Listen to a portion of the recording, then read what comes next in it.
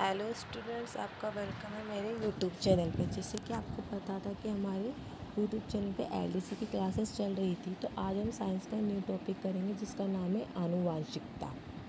तो इससे को पढ़ने से पहले मैं आपको बताना चाहती हूँ कि आप हमारे चैनल को सब्सक्राइब कर दीजिए ताकि हम मोर कंटेंट ला सकें। एलडीसी की साइंस के लिए जो मैं पढ़ा रही हूँ वो सफिशिएंट है। इसमें से ही पिछले लास्ट ईयर के क्वेश्चंस आए थे। तो हम पढ़ते हैं आनुवंशिकता। विज्ञान की वह शाखा जिसमें गरीबी से दूसरी पीढ़ी में संचारित होने वाले लक्ष्यों में आई समानता व विभिन्नता का अध्ययन किया जाता है, आनुवंशिकी कहलाती है। माता पिता से संतति में लक्षणों के संचरण को आनुवंशिकता कहते हैं। एक पीढ़ी से दूसरी पीढ़ी में जाने वाले गुणों को आनुवांशिक लक्षण कहते हैं। आनुवांशिकी शब्द का सबसे पहले प्रयोग बैटसन ने किया था तथा सन गेग्रेग जॉन मेडल को आनुवांशिकता का पिता कहा जाता है। सामान्य शब्दावली। जीन एक पीढ़ी से दूसरी पीढ़ी में संचारित होने वाले लक्षणों का नियंत्रण जीन के द्वारा होता है। मेंडल ने इन्हें कारक नाम दिया तथा वैज्ञानिक जोहानसन ने इन्हें जीन नाम दिया। जीन हमेशा जोड़े के रूप में होते हैं तथा जोड़े के दोनों रूपों में युग्म, विकल्पी या एलील कहा जाता है, जो दो प्रकार के होते हैं।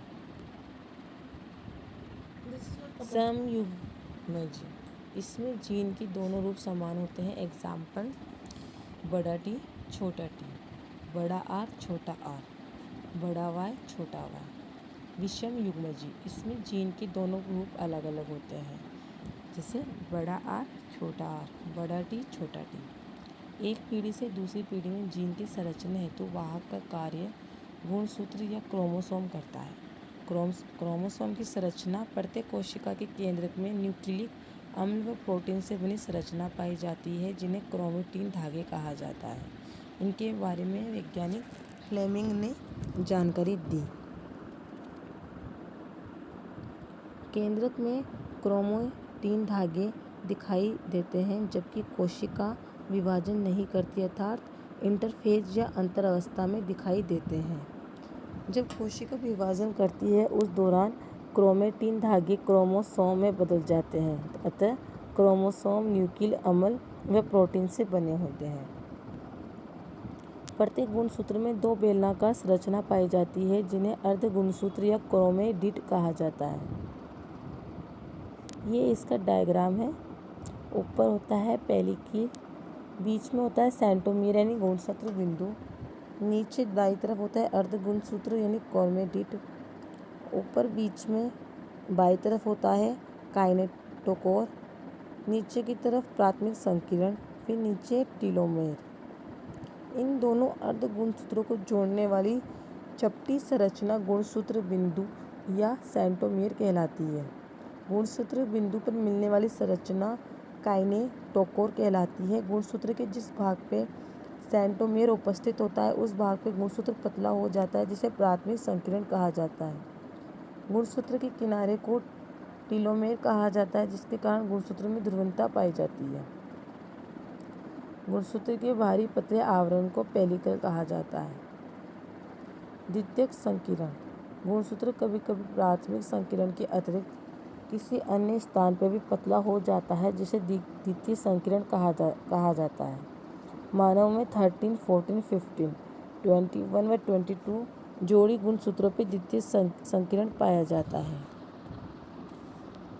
गुणसूत्र की खोज वाल्डेयर द्वारा की गई। न्यूक्लिक अम्ल, पेंटोज शर्करा व प्लस नाइट्रोजनी कारक, जो प्लस है उसे ग्लाइकोसिड बंध कहा जाता है। न्यूक्लियोसाइड प्लस फास्फोरिक समूह, इसको फास्फोएस्टर बंध कहा जाता है। न्यूक्लियोटाइड प्लस न्यूक्लियोटाइड फास्फोडाइएस्टर बंध कहा जाता है। प्रत्येक न्यूक्लिक अम्ल में 3 संरचना पाई जाती है: पेंटोज शर्करा, नाइट्रोजनी क्षारक, फास्फोरिक समूह। सर्वप्रथम पेंटोज शर्करा व नाइट्रोजनी क्षारक आपस में ग्लाइकोसाइड बंध से जुड़कर न्यूक्लियोसाइड का निर्माण करते हैं।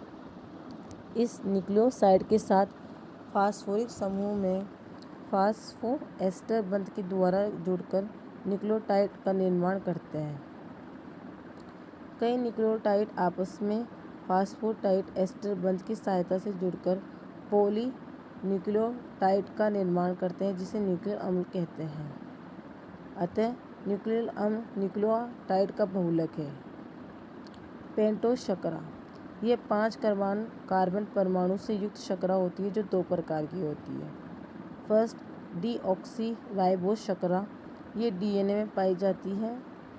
सेकंड, राइबोज शर्करा, ये आरएनए में पाई जाती है। आपसे क्वेश्चन आ सकता है कि पेंटोज शर्करा के कौन से 2 पार्ट डीएनए में और कौन सा आरएनए में पाया जाता है। तो ribose is equal to RNA, deoxyribose is equal to DNA. DNA की पेंटोज शर्करा में आरएनए की तुलना में कार्बन संख्या 2 पर 1 ऑक्सीजन की परमाणु की कमी होती है। नाइट्रोजनी क्षारक, ये नाइट्रोजन से बने यौगिक होते हैं जिनकी प्रकृति क्षारीय होती है। न्यूक्लिक अम्ल में 5 प्रकार के नाइट्रोजनी क्षारक होते हैं, जबकि प्रत्येक न्यूक्लिक अम्ल में 4 प्रकार के नाइट्रोजनी क्षारक होते हैं। इन्हें 2 वर्गों में बांटा गया है। प्यूरिन, इसकी संरचना में 2 वलय पाए जाते हैं। ये 2 प्रकार के हैं जो डीएनए व आरएनए दोनों में पाए जाते हैं। First adenine, second guanine. Pyrimidine नाइट्रोजनी क्षारक, इनकी संरचना में 1 वलय पाई जाती है। न्यूक्लिक अम्ल में 3 प्रकार के होते हैं, प्रत्येक न्यूक्लिक अम्ल में 2 प्रकार के होते हैं। साइटोसिल, ये डीएनए व आरएनए में दोनों में पाया जाता है। न्यूरेसिल, ये केवल आरएनए में पाया जाता है। थायमिन, ये केवल डीएनए में पाया जाता है। फास्फोरिक समूह, प्रत्येक न्यूक्लिक अम्ल में फास्फोरिक समूह ऑर्थोफास्फोरिक अम्ल H3PD4 के रूप में होता है, जिसकी क्षारकता 3 होती है। अब जो इसके 3 बिंदु थे उनके बारे में बताया गया है कि पेंटोज शर्करा डीएनए डीऑक्सीराइज राइबोज शर्करा होती है, आरएनए में राइबोज शर्करा होती है। नाइट्रोजन क्षारक, जिसके भी 2 पार्ट होते हैं, प्यूरिन और पिरामिडिस। प्यूरिन डीएनए में Hg, आरएनए में Hg। पिरामिडिस डीएनए में Ct, आरएनए में Cu। फास्फोरिक समूह डीएनए में H3PO4 और आरएनए में भी H3PO4। डीएनए का हिंकुंडल मॉडल, यह मॉडल वॉटसन तथा क्रिक के द्वारा दिया गया यह डीएनए होता है जिसकी विशेषता निम्न है। डीएनए में 2 रज्जुक पाए जाते हैं जो एक दूसरे के प्रति समांतर होते हैं। यदि एक की ध्रुवणता 3 से 5 है तो दूसरे की ध्रुवणता 5 से 3 होगी। डीएनए की इन दोनों रज्जुकों के बीच अधिकतम दूरी 20A होती है। डीएनए की एक कुंडल की लंबाई 34A होती है। डीएनए के कुंडल में अधिकतम 10 नाइट्रोजनी क्षारक आ सकते हैं, अतः 2 नाइट्रोजनी क्षारक के मध्य 3.4A की दूरी होती है। डीएनए के दोनों रज्जुकों को नाइट्रोजनी क्षारक आपस में हाइड्रोजन बंध की सहायता से जुड़ते हैं, जिसमें ए एडेनिन दियाबंध की सहायता से शायमिन T से जुड़ता है तथा साइटोसिल C दियाबंध की सहायता से गुवानिन G से जुड़ता है। डीएनए के रज्जुकों का आधार पेंटोज शर्करा व फास्फोरिक समूह का बना होता है। डीएनए की एक रज्जुक में उपस्थित नाइट्रोजनी क्षारकों का क्रम निम्न है। दूसरे रज्जुकों के नाइट्रोजनी क्षारकों का क्रम क्या होगा, इसमें नाइट्रोजन बंध कितने होंगे। ये बंध दे के रखे हैं, इन्हें सिर्फ आप पढ़ लीजिए। आरएनए, यह एक रज्जुक से बनी संरचना है जिसमें 3 प्रकार के होते हैं। एमआरएनए या संदेशवाहक आरएनए, ये शरीर में सबसे कम मात्रा में पाए जाने वाला आरएनए है। ये सभी आरएनए में सबसे कम स्थायी आरएनए है। ये आरएनए प्रोटीन निर्माण के लिए सूचना को डीएनए से लेकर उसे प्रोटीन संश्लेषण स्थल तक पहुंचाता है। आरआरएनए या राइबोसोम आरएनए, ये आरएनए शरीर में सर्वाधिक मात्रा में पाया जाता है। ये सर्वाधिक स्थायी आरएनए है। ये सबसे बड़ा आरएनए अणु है। इसके द्वारा प्रोटीन का निर्माण होता है। टीआरएनए और स्थानांतरण आरएनए।